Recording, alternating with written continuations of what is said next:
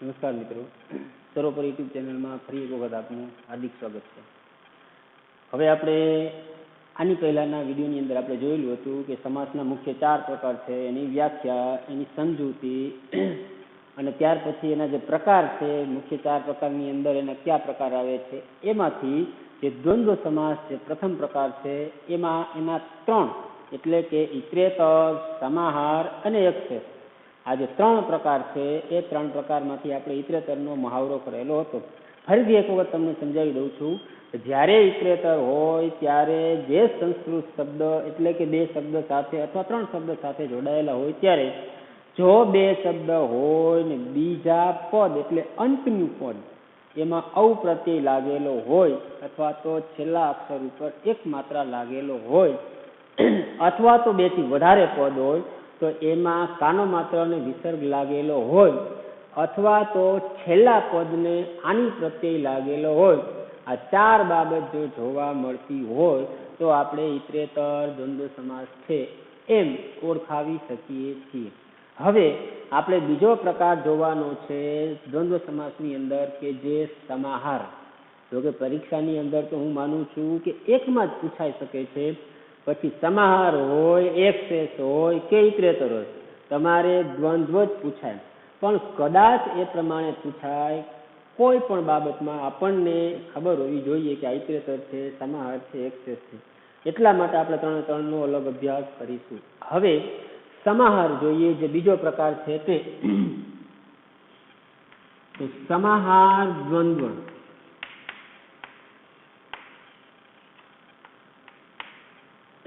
સમાહાર એટલે એક એવી ભાવના, એવી બાબત જણાવે છે કે સમાહાર એટલે સમૂહ છે, સમૂહ એટલે જૂથ, ટોળું, એવો નિર્દેશ કરે છે. હવે આની અંદર મોટા ભાગે જે 2 પદ 3 પદ જે આપેલા હોય એનો છેલ્લો અક્ષર, ધ્યાનથી સાંભળજો, 2 પદ હોય અથવા તો 2 થી વધારે પદ હોય પણ જે છેલ્લું પદ છે એનો છેલ્લો અક્ષર હંમેશા આ જે અકારંત નપુંસકલિંગ છે એ પ્રથમા વિભક્તિ એક વચનમાં હોય, એટલે કે જેને રાઉન્ડ કરેલું છે એ પ્રમાણે હોય. ટૂંકમાં અહીંયા વન મૂળ શબ્દ છે અને છેલ્લે પ્રત્યય લાગેલું છે મ, તો આ સમાહાર દ્વંદ્વની અંદર છેલ્લો અક્ષર મ હોય, બાકીના જે છે તેને મ હલંત્ય, અહીંયા પણ હલંત્ય છે, એટલે કે વ ન મ એ પ્રમાણે કોઈ પણ શબ્દ 2 આપેલા હોય કે 2 થી વધારે હોય ત્યારે. હવે હું એની વ્યાખ્યા સંદર્ભમાં લખું છું કે સમાસ, આ સમાસ સમૂહ ભાવનાનું સૂચન કરે છે. સમૂહ એટલે જૂથ, અને એમાં આપણે લખીએ અને આ સમાસ, જો શબ્દ એવો વાપરું છું કે હંમેશા એટલે કે 1-2 માટે નહીં પણ કાયમ માટે લાગુ પડતું હોય ત્યારે હંમેશા અકારંત નપુંસકલિંગ એક વચનમાં જ જોવા મળે છે.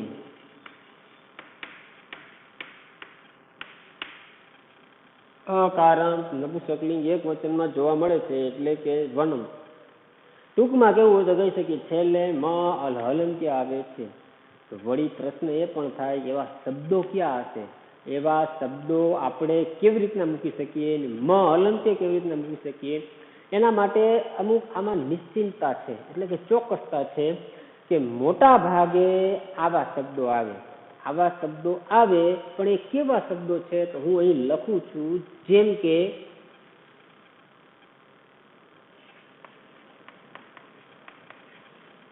સ્વાભાવિક શત્રુતા હોય, નદીવાચક કે સ્થળવાચક. સ્વાભાવિક શત્રુતા હોય, નદીવાચક કે સ્થળવાચક નામ હોય અથવા તો શરીરના અવયવો હોય, અથવા તો શરીરના અવયવો હોય કે પછી ક્ષુદ્ર જીવાત,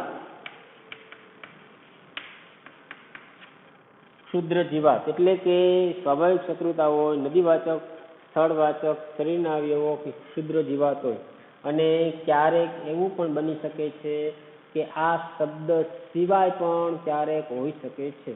પણ આપણે જોવાનું છે પ્રથમા વિભક્તિ એકવચન. પણ મોટા ભાગે આવા શબ્દો હોય ત્યારે સમાહાર દ્વંદ્વ બને છે. હવે આપણે ઉદાહરણ તરીકે જોઈએ તો દાખલા તરીકે અહીંયા સ્વાભાવિક શત્રુતા છે, તો સ્વાભાવિક શત્રુતા એટલે કુદરતી શત્રુતા હોય. કુદરતી શત્રુતા એટલે માણસ વચ્ચે શત્રુતા હોય એ તો કોઈ કારણોસર બનેલી હોય છે, એ શત્રુતા નહીં. પરંતુ અમુક બાબત આપણે કોઈ જીવ જોઈએ છે, કોઈ પ્રાણી જોઈએ છે, તો કુદરતી રીતે તેમાં એવું હોય છે કે શત્રુતા જોવા મળતી હોય છે. દાખલા તરીકે આપણે જોઈ શકીએ છીએ કે બિલાડી અને ઉંદર એ કુદરતી રીતે શત્રુતા છે. સાપ અને નોળિયો, ટૂંકમાં એવા ઘણા બધા છે કે જે કુદરતી રીતે શત્રુતા ધરાવતા હોય, અને એ બંને પદ જ્યારે સાથે જોડાય ત્યારે સમાહાર બને છે. પણ યાદ એ રાખવાનું છે કે છેલ્લે મ હલંતી આવે. શા માટે? પ્રથમા વિભક્તિ એકવચન પણ અકારણ નપુંસકલિંગ, અને આખો સમાસ છે સમૂહ ભાવનાનું સૂચન કરે છે. તો આપણે એકાદું ઉદાહરણ એનું લઈએ છીએ. દાખલા તરીકે અહીં એટલે સાપ, ત્યાર પછી નકુલમ. હવે તમે જોઈ શકો છો સાપ અને નોળિયો, અને આમાંય આવશે, અને આપણે અગાઉ જે જોયેલું હતું ઇતરેતર એમાંય આવશે, અને આમાંય આવશે. પણ આ એક એની ખાસિયત છે ઝડપથી ઓળખાવા માટે. અહીં નકુલમ તો સાપ અને નોળિયો, છેલ્લે મ હલંતી આવે છે, તમે જોઈ શકો છો. આ શબ્દ છે પણ છેલ્લે મ આવે છે, એ આપણે ખાસ યાદ રાખવાનું થાય. સમૂહ ભાવનાનું સૂચન કરે છે, અને પ્રથમા વિભક્તિ અકારણ નપુંસકલિંગ એક વચનનું રૂપ જોવા મળે છે, તે આપણે જોઈ શકીએ છીએ. એવી જ રીતે નદીવાચક નામ હોય તો દાખલા તરીકે આપણે જે આપણી પવિત્ર નદીઓમાંની જે મનાય છે ગંગા, ત્યાર પછી બ્રહ્મપુત્ર, અને ચાલો બે જ લઈએ, ગંગા બ્રહ્મપુત્રમ. તો અહીંયા નદીવાચક નામ છે, તો આ બંને નામ છે, અને છેલ્લે મ એટલે કે નપુંસકલિંગ એક વચનનું રૂપ જોવા મળે છે. એવી જ રીતે સ્થળવાચક નામ, તો સ્થળવાચક નામ છે તો આપણે કોઈ પણ સ્થળ કે શહેર છે, ગામડું છે, કોઈ પણ લઈ શકીએ છીએ. જેમ કે આપણે લઈએ તો મોરબી, રાજકોટ. હવે આપણે લખેલું છે તો મોરબી, રાજકોટ, અને ત્યાર પછી મ શબ્દ જોડી દઈએ તો આ પણ આનું ઉદાહરણ થઈ જશે. એવી જ રીતે શરીરના અવયવ છે, તો શરીરના અવયવ એટલે ઘણી વખત એવું બનતું હોય છે કે એના નામ આપણને ગુજરાતીમાં આવડતા હોય, ચાલો માની લઈએ, પણ અન્ય ભાષામાં ખબર ન હોય. પણ મોટા ભાગે એવા શબ્દો હોય છે. દાખલા તરીકે હાથ છે તો હાથને આપણે કહીશું હસ્ત, અને ત્યાર પછી માથું છે તો એને મસ્તક કહીએ. હવે બંને શબ્દને સાથે જોડી દઈએ તો અહીંયા હસ્ત, મસ્તક, અને છેલ્લે મ ખોડો એટલે હસ્ત મસ્તકમ. અહીં નકુલમ કે જે સ્વાભાવિક શત્રુતા છે, નદીવાચક નામ એટલે કે કોઈ પણ નદી હોઈ શકે છે, 2 અથવા 2 થી વધારે પણ હોઈ શકે છે. સ્થળવાચક નામ 2 અથવા 2 થી વધારે હોઈ શકે છે. શરીરના અવયવો એટલે શરીરના કોઈ પણ અવયવો હોય ત્યારે. અને છેલ્લે જે ક્ષુદ્ર જીવાત જે છે, ક્ષુદ્ર એટલે નાના નાના જીવજંતુ જે છે ને, તેના માટે લાગુ પડે છે. પણ એના નામ પણ આપણા માટે અશક્ય છે, અને કદાચ આ ઉદાહરણ એકદમ ઓછું, જો કે નથી હજી સુધી પૂછાયેલું, પણ આમ આપણને ખબર હોવી જોઈએ. એના માટે એક ઉદાહરણ હું તમને આપું છું કે યુકા લિપ્સમ,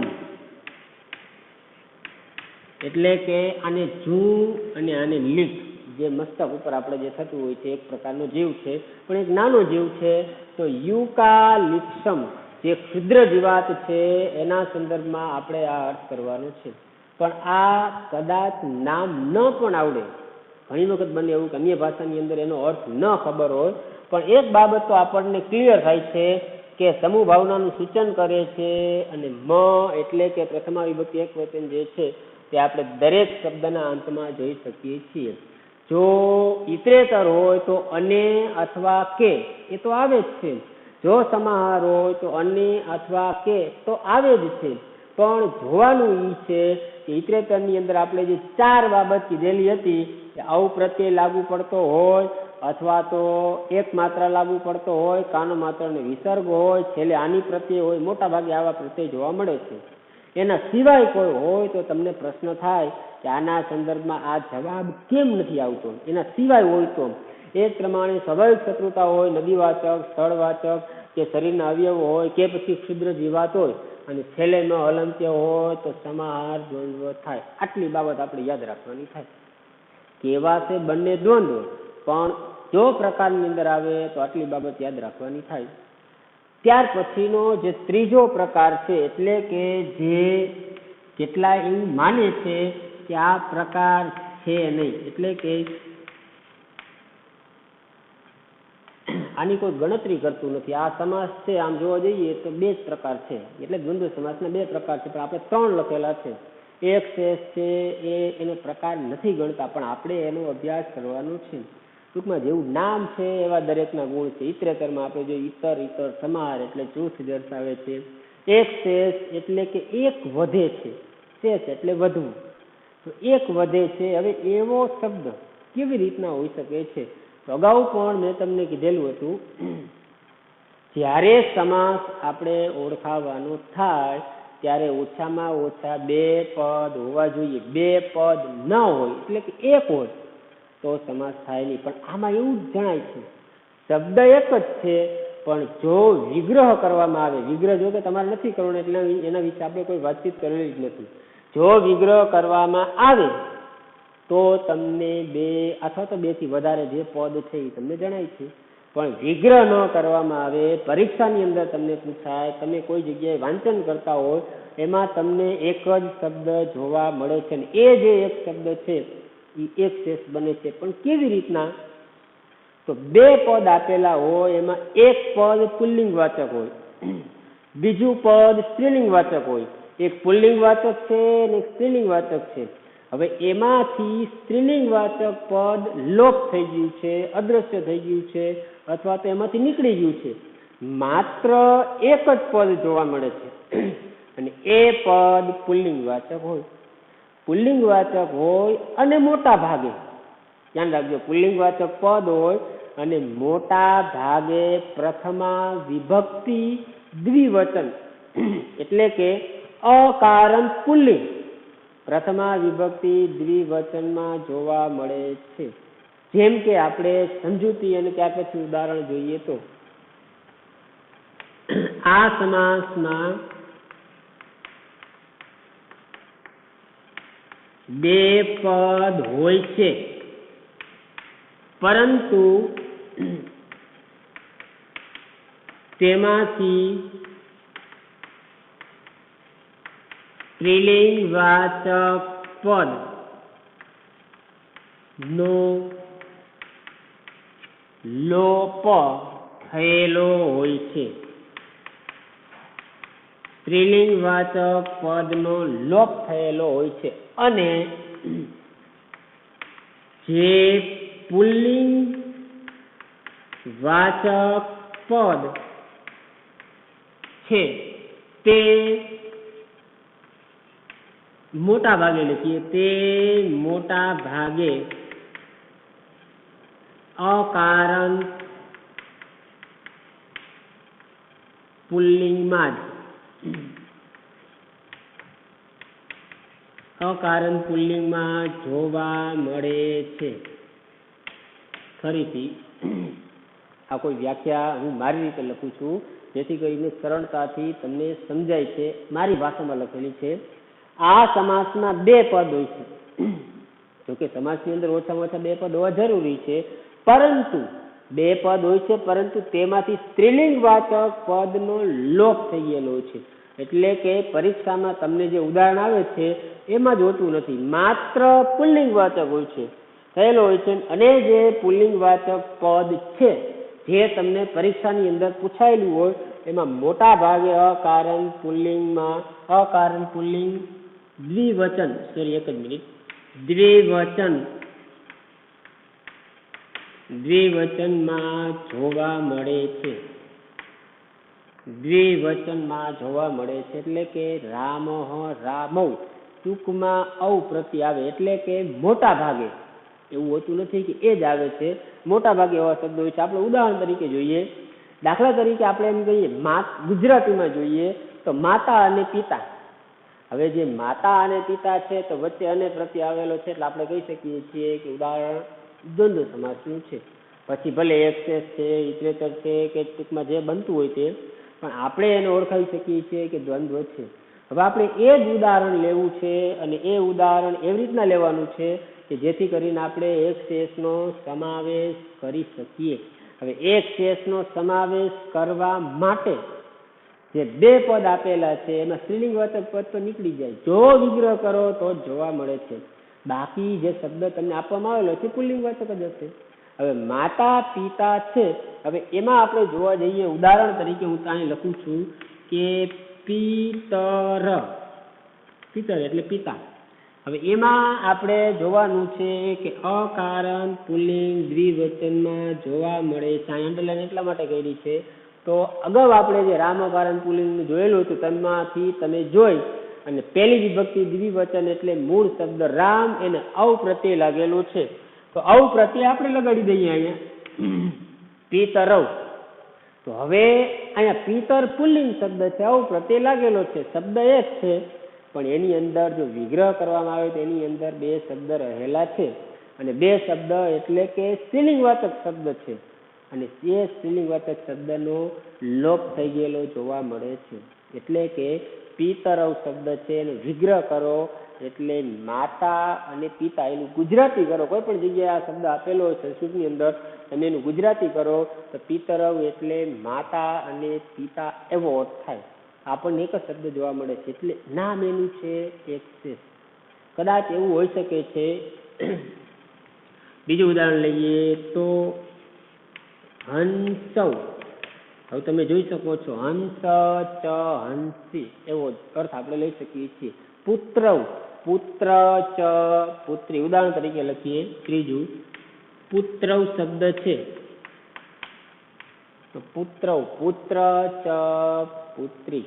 ટૂંકમાં જોવા જઈએ તો સ્ત્રીલિંગવાચક શબ્દનો લોપ છે, પુલ્લિંગવાચક શબ્દ જે આપેલો છે એને ઔ પ્રત્યય લગાડેલો છે, પણ શબ્દ તમને એક જ જોવા મળે છે બે, પણ જો વિગ્રહ કરવામાં આવે તો જ તમને સ્ત્રીલિંગવાચક શબ્દનો બાધ થાય છે, એટલે કે એની તમને જાણ થાય છે.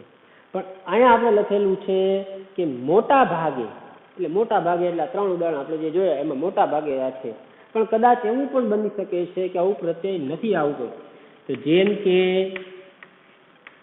આપણે લખેલું છે દંપતિ, તો દંપતિ એટલે પતિ અને પત્ની.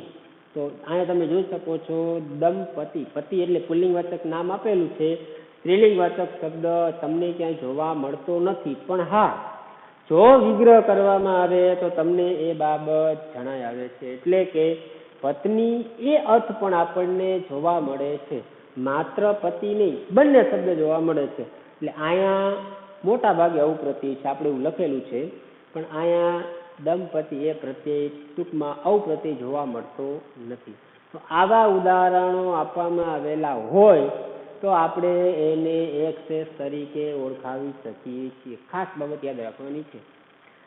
ત્રણ પ્રકાર છે દ્વંદ્વની અંદર, પણ પરીક્ષાની અંદર હું એવું માનું છું કે તમારે કોઈ ચોક્કસતા આપવાની જરૂર નથી. એક શેષ છે, સમાહાર છે કે રીતે, પણ કદાચ હોઈ શકે, કદાચ છે એટલે કે એની સંભાવના છે, ચોક્કસ નથી. આપણે તો દ્વંદ્વ હોય તો દ્વંદ્વ જ લખવાનું, પછી ત્રણમાંથી કોઈ પણ પ્રકાર હોય, પણ ત્રણ તમને ખબર હોવી જોઈએ તો તમે એના ભાગ પાડી શકો છો. ફરીથી સમજાવી દઉં છું કે ઇટરેટરની અંદર તમારે યાદ રાખવાનું છે કે બે પદ હોય, એમાં જે બીજું પદ છે એને ઔ પ્રત્યય લાગેલો હોય, બીજું પદ છે એને એક માત્રા લાગેલો હોય, અને બેથી વધારે હોય તો કાનો માત્ર ને વિસર્ગ લાગેલો હોય, અને કદાચ બની શકે બેથી વધારે એવું હોય તો આની પ્રત્યય લાગેલો હોય. એટલે ચાર બાબત છે. ટૂંકમાં બીજા શબ્દમાં પહેલી વિભક્તિ દ્વિવચનનું રૂપ કરવાનું થાય, અને ત્રણ શબ્દ હોય તો પ્રથમ વિભક્તિ બહુવચનનું રૂપ મૂકવાનું થાય. એટલે આપણે રામ અકારણ પુલ્લિંગ જે લખાવેલું હતું એનો કંઠસ્થ ટૂંકમાં બરોબર અભ્યાસ કરવાનો થાય તો જ આ વસ્તુની તમને ખબર પડશે. નહીં ગુજરાતીમાં સમજાશે અન્ય ભાષામાં ડાયરેક્ટ આપણને ન શીખી શકી, પણ માતૃભાષામાં અનુવાદ કરીને જ શીખવું પડે છે. એટલે એ બાબત પણ આપણા માટે ખાસ છે. એટલે એ જ શીખવું તો જ આ તમને થોડીક બાબત સરળતા રહેશે. સમાહાર જો આપેલું હોય તો સમાહાર એટલે જૂથ ભાવનાનું સૂચન કરે છે. છેલ્લે મ ફળો આપેલું હોય, પણ મોટા ભાગે આવા શબ્દો હોય છે કે નદીવાચક, સ્થળવાચક, શરીરના અવયવ, ક્ષુદ્ર જીવાત, સ્વાભાવિક શત્રુતા હોય.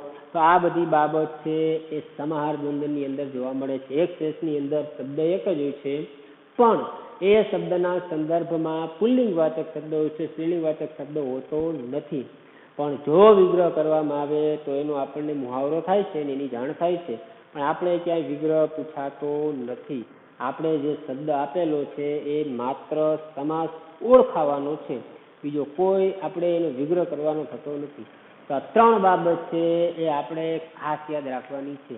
એટલે કે ઇતરેતર, સમાહાર અને એક શેષ. તો આ પ્રથમ આપણો જે સમાસ છે દ્વંદ્વ સમાસ, એનો મુહાવરો પૂર્ણ થાય પછી આપણે જે પ્રકારની અંદર લીધેલું હતું કે તત્પુરુષ સમાસ, એ એક મોટો પ્રકાર છે. તત્પુરુષ સમાસ એટલે કે જે કર્મધારય છે, દ્વિગુ સમાસ છે, નય તત્પુરુષ છે, પ્રાદિ તત્પુરુષ છે, ઉપપદ તત્પુરુષ છે, અને ત્યાર પછી બીજી, ત્રીજી, ચોથી, પાંચમી, છઠ્ઠી ને સાતમી, પહેલી ને આઠમી, કુલ વિભક્તિ 8. એમાં પહેલી બાદ થઈ જાય અને આઠમી બાદ થઈ જાય એટલે બીજી થી 7 સુધી, તો 6 પ્રકાર. એટલે 11 થી જે 12 પ્રકાર છે. હવે આપણે એનો અભ્યાસ કરીશું. ક્યાં પ્રમાણે? તો પહેલા સર્વપ્રથમ વિભક્તિ તત્પુરુષ જોઈએ. જોકે હું એવું માનું છું કે વિભક્તિ તત્પુરુષનો અભ્યાસ કરવાની જરૂર નથી, એ એમનામ આવડી જાય. પણ કેવી રીતના? કે જ્યારે આપણે પ્રથમ વિડીયોની અંદર જે ગુજરાતીની અંદર વિભક્તિ લખાવેલી હતી, તેમાં હું કહું છું કે પહેલી વિભક્તિના જે પ્રત્યય લખાવેલા હતા 0 એ, બીજી વિભક્તિનો જે પ્રત્યય છે 0 ને, એવી જ રીતના ત્રીજી વિભક્તિનો પ્રત્યય છે થી, થકી, વડે, દ્વારા, ચોથી વિભક્તિનો પ્રત્યય માટે, વાસ્તે, કાજે, સારું, પાંચમી વિભક્તિ થી, માંથી, ઉપરથી, અંદરથી, ષષ્ઠી વિભક્તિનો પ્રત્યય છે નો, ની, નું, ના, સાતમી વિભક્તિનો પ્રત્યય છે માં, પર, વિશે. આ બધા જ જે પ્રત્યયો છે 1 થી 7 સુધી આપણે બોલેલા, એ બધાય તમારે કંઠસ્થ એટલે કે ફરજિયાત યાદ રાખવાના થશે. જો ઈ નહીં આવડે તો આ વિભક્તિ તત્પુરુષ સમાસની અંદર ખબર નહીં પડે. દાખલા તરીકે આપણે એવું કીધેલું છે કૃષ્ણ વશ, તો કૃષ્ણ ને વશ. હવે તમે જોઈ શકો છો કે કૃષ્ણ વશ એ 2 શબ્દ છે, પણ 2 શબ્દ વચ્ચે કયો પ્રત્યય લાગેલો છે? ને. એટલે કે આપણે જ વિગ્રહ કરેલો છે મનની અંદર. વિગ્રહ તમારે ક્યાંય પરીક્ષાની અંદર લખવાનો નથી, પણ મનમાં કરવાનો છે, ખબર પડે એટલા માટે. તો કૃષ્ણ ને વશ, તો ને એટલે હમણાં જ આપણે કીધું બીજી વિભક્તિનો પ્રત્યય છે 0 ને, તો ને પ્રત્યય આવી જાય છે. તો કૃષ્ણ વશ શબ્દ છે બીજી વિભક્તિ તત્પુરુષ સમાસ થાય. એવી જ રીતના ત્રીજી હોય થી, થકી, વડે, દ્વારા આવતું હોય, માટે, વાસ્તે, કાજે, સારું, ટૂંકમાં જે આવતું હોય તે. પણ એ તો છે જ, જો વિભક્તિના પ્રત્યય તમને આવડતા હોય તો જ વિભક્તિ તત્પુરુષ સમાસ આવડે. તો ઘણી વખત એવું થતું હોય છે કે જે સમાસ જે છે બીજી થી 7મી વિભક્તિ તત્પુરુષ સમાસ, એમાં બીજા પદ તરીકે એટલે કે અંતિમ પદ તરીકે આવા શબ્દો આવે તો પણ વિભક્તિ તત્પુરુષ સમાસ થાય, કે જે હું અહીં બોર્ડ પર પણ લખું છું અને સાથે સાથે આપણે એનો અભ્યાસ પણ કરીશું. જેમ કે અત્યારે આ જે છે તમારે લખવાના જ છે. અત્યારે હું એને કાઢી નાખું છું. આ જે પ્રકાર જે લખેલા હતા એની વ્યાખ્યા સમજૂતી જે છે તે ફરીથી જોઈએ. તો વિભક્તિ તત્પુરુષ સમાસની અંદર તમે જોઈ શકો છો એમાં નામ જે છે એ જ પ્રમાણે એના ગુણ છે. અત્યાર સુધી આપણે જે સમાસ જોયેલા છે તો જે પ્રમાણે જે એનું નામ છે એ જ પ્રમાણે એના ગુણ આપણને મળી રહેતા હોય છે. તો અત્યારે જોઈએ તો આ બીજો પ્રકાર છે. આમ તો તત્પુરુષ સમાસ ગણાવી શકીએ. તો તત્પુરુષ સમાસની અંદર વિભક્તિ તત્પુરુષ સમાસ,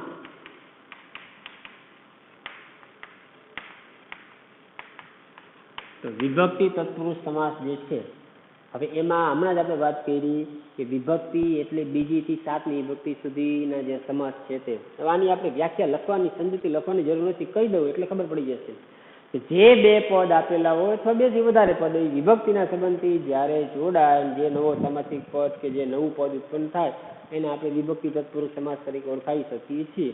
હવે એમાં આપણે સર્વપ્રથમ જોઈએ તો એનો જે પ્રકાર છે એમાં અહીંયા લખું છું કે બીજી વિભક્તિ તત્પુરુષ સમાસ. બીજી વિભક્તિ તત્પુરુષ સમાસ.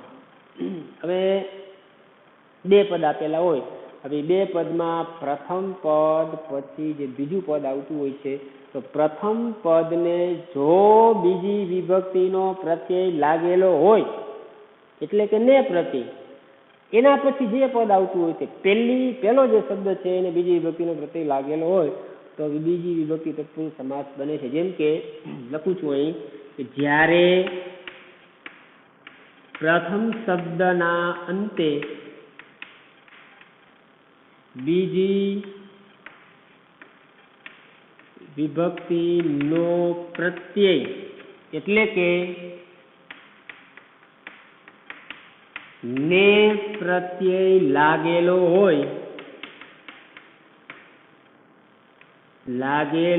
હોય ત્યારે આ સમાસ બને છે.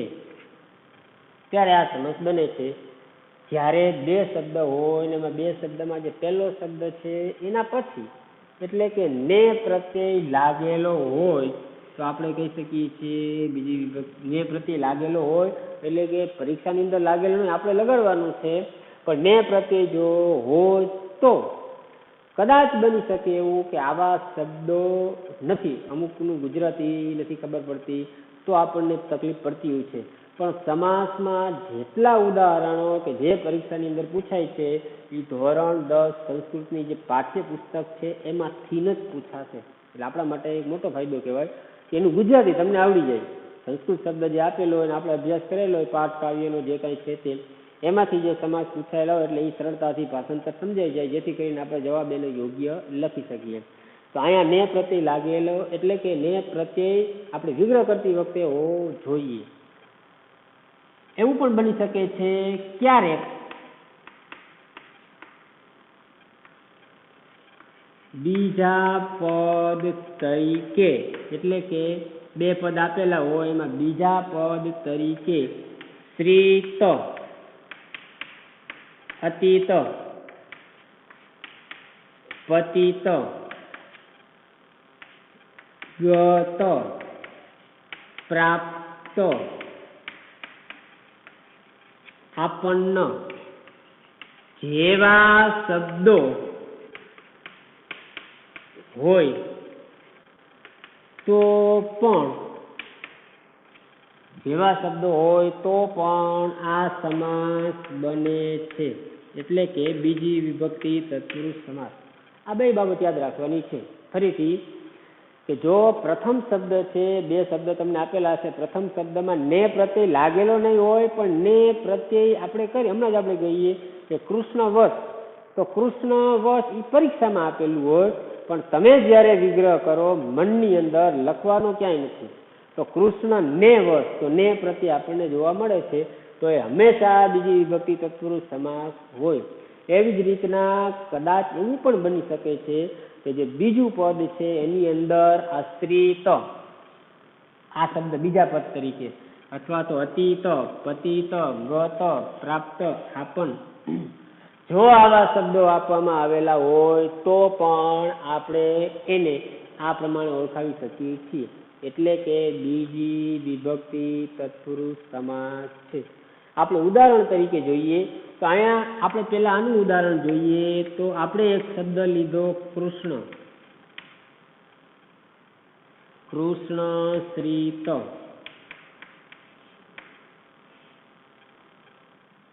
હવે આ બંને કદાચ કૃષ્ણાશ્રિત પણ હોઈ શકે છે, તો કૃષ્ણને આશ્રય ને પ્રત્યે તો મળી જ જશે પણ કદાચ નવું હોઈ શકે અને આપણને એનું ગુજરાતી માતૃભાષાનો અનુવાદ નથી ખબર પડતી, તો આ શ્રીત શબ્દ છે તમે જોઈ શકો છો કે અહીં અંતમાં આપેલો છે. જો અંતમાં આપેલો હોય તો પણ આ બીજી વિભક્તિ તત્પુરુષ સમાસ બને છે. ખાસ યાદ રાખવાનું છે. ઓલું તો આપણને એમ નામ સમજાઈ જશે કે તમે ગુજરાતી કરો તરત તમને ખબર પડી જાય કે નેત છે, થી છે, થકી છે, વડે, માટે, દોની, રૂના જે આપેલું હોય વિભક્તિ તત્પુરુષ સમાસ થાય. પણ અહીંયા કૃષ્ણ શ્રીત. એવી જ રીતે જોઈએ તો અતીત, તો એમાં આપણે કોઈ પણ શબ્દ લખી લઈએ તો દુઃખ આવો છે એનો આ થઈ જશે દુઃખાતીત. જો આવું આપેલું હોય તો આની અંદર અતીત ભરેલો છે એટલે એ પણ બીજી વિભક્તિ તત્પુરુષ સમાસ બને છે. ત્યાર પછી પતિત એટલે પડેલું છે તો આપણે કુપતિત, પછી દુઃખ પતિત કોઈ પણ અર્થ લઈ શકીએ છીએ. તો અહીંયા પતિત શબ્દ તમે જોઈ શકો છો કુપ પતિત. તો ઘણી વખત એમ થાય કુવામાં પડેલું, તો માં એટલે તો અન્ય કોઈ વિભક્તિ થાય, પણ આ શબ્દ છે એટલે આપણે યાદ રાખવાનું થાય કે બીજી વિભક્તિ તત્પુરુષ સમાસ છે. એવી જ રીતના ગત જોવા જઈએ તો ગત એટલે આપણે લઈએ દુઃખ ગત. ટૂંકમાં આગળ કોઈ પણ શબ્દ લઈ શકીએ, એવું નથી કે આપણે આ શબ્દ લીધો કદાચ એક જ શબ્દ લ્યો બાકીના આ શબ્દ લ્યો. કૃષ્ણ લખેલું હોય તો અતીત, પતિત, ગત, પ્રાપ્ત એ શબ્દ પણ લઈ શકીએ છીએ ઉદાહરણ માટે. પણ આપણે જોવાનું છે કે અહીંયા પતિત શબ્દ એટલે અંતમાં આવે છે, અહીંયા આપણને ગત શબ્દ મળી જાય છે બીજા શબ્દના અંતમાં, તો બીજી વિભક્તિ તત્પુરુષ સમાસ થાય. અને અહીંયા પ્રાપ્ત છે તો આપણે લઈશું ધન પ્રાપ્ત, પછી સુખ પ્રાપ્ત. ટૂંકમાં કોઈ પણ અર્થ શબ્દ લઈ શકીએ છીએ. આપણે અહીંયા પ્રાપ્ત શબ્દ આવતું હોવું જોઈએ એ ખાસ છે. આપન્ન છે મેળવવાના અર્થમાં તો આપણે લખી શકીએ છીએ મરણાપન્ન. મરણ પ્લસ આપન આ શબ્દ જોવા મળે છે. ટૂંકમાં આગળનો શબ્દ કોઈ પણ હોઈ શકે છે, પણ આપણે આ શ્રીત, અતીત, પતિત, ગત, પ્રાપ્ત, આપન આમાં 6 શબ્દો છે. એ 6 શબ્દો તમને યાદ હોવા જોઈએ, બીજા શબ્દમાં અથવા તો અંતિમ પદમાં આવતા હોય છે. આટલી બાબત ખબર હોવી જોઈએ એટલે બીજી વિભક્તિ તત્પુરુષ સમાસ સમજાઈ જાય. આ તો છે જ, પણ એની સાથે સાથે તમને જો વિભક્તિ પ્રત્યે આવડતા હોય અને તમારે ગુજરાતી કરીને એને કયો પ્રત્યય લાગે છે એ બંધ બેસતો હોય એ જ લાગુ પડે છે, તો એ પ્રમાણે આપણે એને જો ને લાગુ પડતો હોય તો બીજી વિભક્તિ તરીકે જે સમાસ છે એવું આપણે ઓળખાવી શકીએ છીએ. આ બાબત યાદ રાખવાની છે. અને આપણને ધોરણ 10 સંસ્કૃતની અંદર જે પણ સમાસ પૂછાય છે એમાં અગાઉની જેમ નહીં, એમાં તત્પુરુષ સમાસ જે છે આપણે અગાઉ કીધેલું હતું કે દ્વંદ્વ એટલે દ્વંદ્વ જ છે. ચાલો, જે દ્વંદ્વ સમાસ છે તો એ દ્વંદ્વ જ લખવાનું થાય, પણ આમાં તત્પુરુષ એટલે તત્પુરુષ નહીં. જો બીજી વિભક્તિ આવતી હોય તો બીજી વિભક્તિ જ લખવાનું, નહીંતર ખોટું પડશે. ત્રીજી આવતી હોય તો ત્રીજી જ લખવાની, ચોથી, પાંચમી, છઠ્ઠી, સાતમી જે પ્રમાણે આવે છે એ જ પ્રમાણે લખવાનું થાય. તો ઉપપદ તત્પુરુષ આવતું હોય, કર્મધારે આવતું હોય, દ્વિગુ સમાસ તો એ જ લખવાનું થાય. એમાં તમે લખશો અહીંયા કે દાખલા તરીકે આવું કોઈ ઉદાહરણ આપેલું હોય અને તમે લઈશું તત્પુરુષ સમાસ, તો એ જવાબ ખોટો છે. કારણ કે તત્પુરુષ સમાસ છે એમાં જે એના પ્રકાર છે ને એ પ્રમાણેનો જવાબ લખવાનો થાય, દ્વંદ્વની જેમ નહીં. એમાં ઇતરેતર હોય, સમાહાર હોય, એકશેષ હોય, આપણે દ્વંદ્વ લખી નાખીએ, ચાલો ચાલે. પછી પરીક્ષામાં કેવી રીતના પૂછાયેલો છે એનો જવાબ એ પ્રમાણે લખવાનો થાય. એટલે આપણે વિગતવાર આની ચર્ચા કરવાની થાય કે બીજી ક્યારે થાય, ત્રીજી ક્યારે થાય, ટૂંકમાં વિભક્તિ તત્પુરુષ સમાસ કયા પ્રમાણે થાય એનો આપણે અભ્યાસ કરવાનો થાય. હવે આપણે જો જોવા જઈએ તો ત્રીજી વિભક્તિ એટલે કે આ તત્પુરુષ સમાસની અંદર જે બીજો પ્રકાર છે તે, એમાં હું અહીં લખું છું કે ત્રીજી વિભક્તિ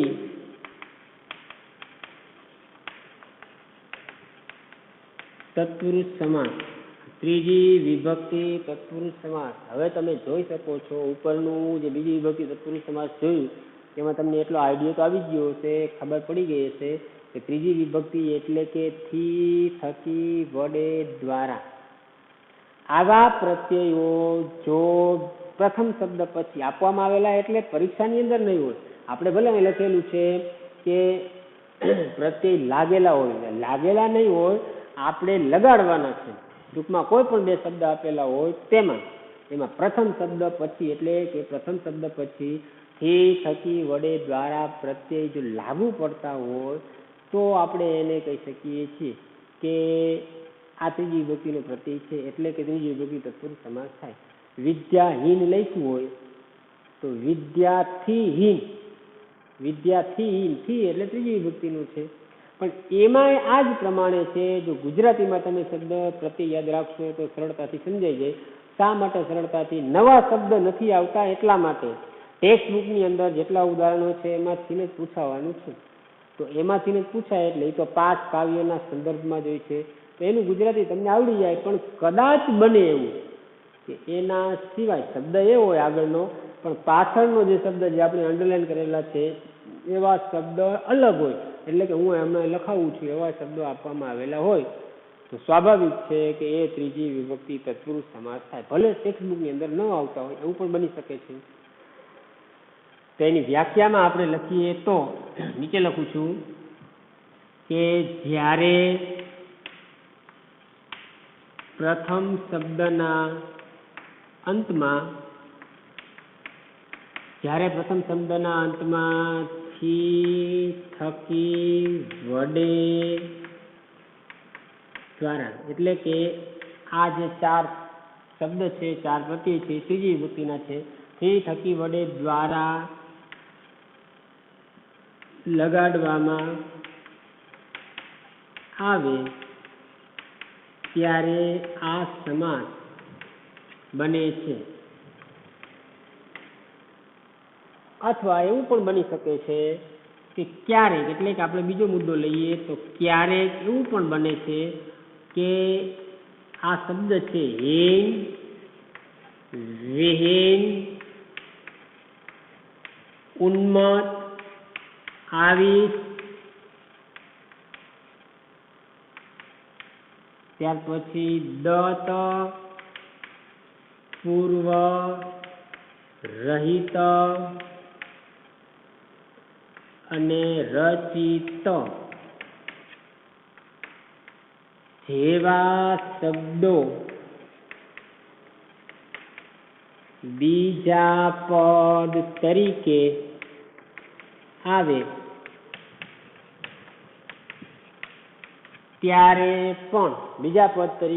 ત્યારે પણ આ સમાસ બને છે.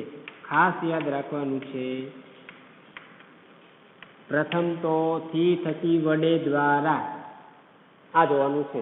થી, થકી, વડે, દ્વારા જ્યારે પણ આવતા નથી, ધ્યાન રાખજો, આપણે લગાડવાના છે. એટલે કે કોઈ પણ શબ્દ છે, બે શબ્દ આપેલા હોય તો પેલા શબ્દ પછી થી આવે, થકી આવે, વડે આવે કે દ્વારા આવે, જો એ લાગુ પડતું હોય તો ત્રીજી વિભક્તિ છે એ માની લઈએ. પણ કદાચ બની શકે એ નથી આવતું, આ આવે છે હીન શબ્દ છે, વિહીન, જો કે આ બે એકમાં જ આવી જશે, ઉન્મત્ત છે, આવિષ્ટ છે, દત્ત છે, પૂર્વ છે, રહિત છે, રચિત છે, આવા શબ્દો, રચિતો અથવા રચિતમ પણ હોઈ શકે છે.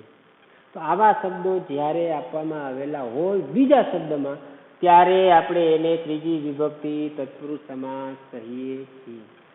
હવે ઉદાહરણમાં હું બધાય નહીં લખું, કારણ કે અમુક ઉદાહરણો તમે લખજો ગોતીને. જો નથી મળતા, જો ખબર નથી પડતી તો હું તમને નેક્સ્ટ વિડીયોની અંદર જણાવીશ. પણ અત્યારે આમાંથી હું અમુક શબ્દો લખું છું, એટલે કે ઉદાહરણ લખું છું. જે 8-9 શબ્દ આપેલા છે એમાંથી બધાય નથી લખતો, અમુક લખું છું. તમને આઈડિયો આવે અને એનો જવાબ તમારે લખવાનો છે. એટલે કે શબ્દ આ સમાસ બનાવવાનો છે, શબ્દ કોઈ નવો ઉમેરીને. દાખલા તરીકે આપણે આ લઈએ પહેલું, ચાલો આનું હું એક ઉદાહરણ લખું છું. તો ઉદાહરણ છે, આપણે લખેલું છે વિદ્યા વિહીન. આ જ પ્રમાણે લખવાનું છે. શબ્દ કોઈ પણ હોઈ શકે છે, વિદ્યા વિહીન. અને ત્યાર પછી એક આનું લખીએ ઉન્મત્ત. કદાચ એ અઘરું એટલા માટે પડશે, શબ્દ કદાચ ન મળે તો અહીંયા સંધિથી પણ જોડાણ થઈ શકે છે. બીજું ઉદાહરણ છે, આપણે લઈશું મદ, અ પ્લસ ઉ બરાબર એટલે ઓ, મદોન્મત. તો ઉન્મત્ત આમાં આવી જાય છે. આ ઉન્મત્ત શબ્દ છે, ઓ એટલે કે અ પ્લસ ઉ બરાબર ઓ બની જશે. ઉ આમાં છે અને મદમાં અસ્વર ભળેલો છે. અને ત્યાર પછી આ પૂર્વ લઈએ તો ત્રીજું લખું છું આ બાજુ કે વર્ષ પૂર્વ, અને ત્યાર પછી ચોથું લખીએ તો આ રચિત લખું છું, તો કાલિદાસ રચિત, એટલે કે આ 4 મેં લખેલા છે. કદાચ રચિતમ પણ તમે લખી શકો છો, એ પણ ઉદાહરણ સાચું છે. તો 4 એટલે કે આ એક લખેલું છે, અને ત્યાર પછી આ બીજું લખેલું છે, ત્યાર પછી આ ત્રીજું લખેલું છે, અને ત્યાર પછી આ ચોથું. આ રાઉન્ડ કરેલા છે એ મેં લખેલા છે. બાકીના હીન, આવિશ, દત, રહિત એ તમારે અભ્યાસ કરવાનો છે. અને કદાચ તમને ન આવડે અથવા તો ઉદાહરણ નથી મળતા તો એ નેક્સ્ટ વિડીયોની અંદર હું તમને જણાવીશ. ફરીથી આપણે જોઈએ તો બીજી વિભક્તિ તત્પુરુષ સમાસ છે અને ત્રીજી વિભક્તિ તત્પુરુષ સમાસ છે. એમાં બીજી વિભક્તિમાં પ્રથમ શબ્દ પછી ને પ્રત્યય લાગેલો હોય નહીં, પણ આપણે લગાડવાનો છે. એવી જ રીતના ત્રીજી વિભક્તિમાં થી થકી વડે પ્રત્યય લાગેલો હોતો નથી, પણ આપણે વિગ્રહ કરતી વખતે લગાડવાનું છે. જો થતું હોય તો આ બીજી ત્રીજી વિભક્તિ તત્પુરુષ સમાસ છે. અને સાથે સાથે આ શબ્દ યાદ રાખવાના છે કે સ્ત્રીત, અતીત, પતિત, ગત, પ્રાપ્ત આપણને જો બીજા શબ્દમાં લાગેલા હોય તો બીજી વિભક્તિ તત્પુરુષ સમાસ છે. એવી જ રીતના હીન, વિહીન, ઉન્મત્ત, આવિશ, દત્ત, પૂર્વ, રહિત, રચિત અને ત્યાર પછી રહિત, આ 8-9 જે શબ્દ છે એ બીજા પદમાં લાગેલા હોય તો આપણે એને ત્રીજી વિભક્તિ તત્પુરુષ સમાસ તરીકે ઓળખાવી શકીએ છીએ. એવી રીતના ચોથી વિભક્તિ છે, પાંચમી છે, છઠ્ઠી છે, સાતમી છે, એનો અભ્યાસ પૂર્ણ થાય પછી આપણે જે કર્મધારય છે, દ્વિગુ છે કે ટૂંકમાં જે પ્રકાર આવે છે તત્પુરુષના એ શીખશું. ત્યાર પછી અવયવ ભાવ અને ત્યાર પછી બહુરી સમાસ. એ અભ્યાસ થાય પછી સમાસની અંદર આપણને ખબર પડશે. એટલે આપણે ધીમેથી એટલા માટે કરીએ છીએ, નહીંતર આમ સરળતાથી જો થાય સમજાઈ જાય, પણ અમુક વસ્તુ સમજાય નહીં. ધીમે ધીમે એટલા માટે લખીએ છીએ, સમજાવીએ છીએ કે પછી એનો મહાવરો સરળ રહી શકે. કોઈ પણ ઉદાહરણ તમે તૈયાર કરો તો સરળતાથી સમજાઈ જાય છે. હવે નેક્સ્ટ વિડીયોની અંદર આપણે અભ્યાસ કરીશું કે જે બાકીના જે પ્રકાર છે તેમનો.